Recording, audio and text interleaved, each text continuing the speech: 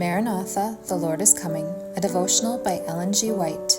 The False Revival, June 9th. Then shall that wicked be revealed, whom the Lord shall consume with the spirit of his mouth, and shall destroy with the brightness of his coming.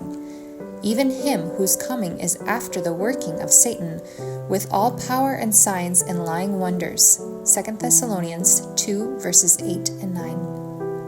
Paul, in his second letter to Thessalonians, points to the special working of Satan in spiritualism as an event to take place immediately before the second advent of Christ. Speaking of Christ's second coming, he declares that it is after the working of Satan with all power and signs and lying wonders. 2 Thessalonians 2, verse 9.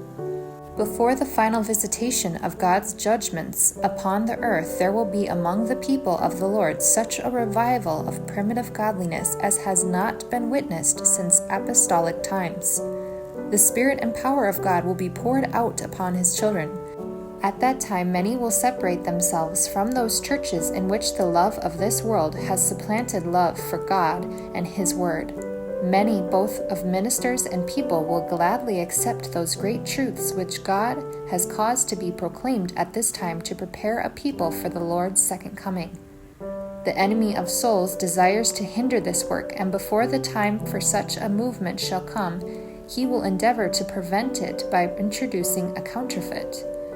In those churches which he can bring under his deceptive power, he will make it appear that God's special blessing is poured out. There will be manifest what is thought to be great religious interest. Multitudes will exult that God is working marvelously for them, when the work is that of another spirit. Under a religious guise, Satan will seek to extend his influence over the Christian world.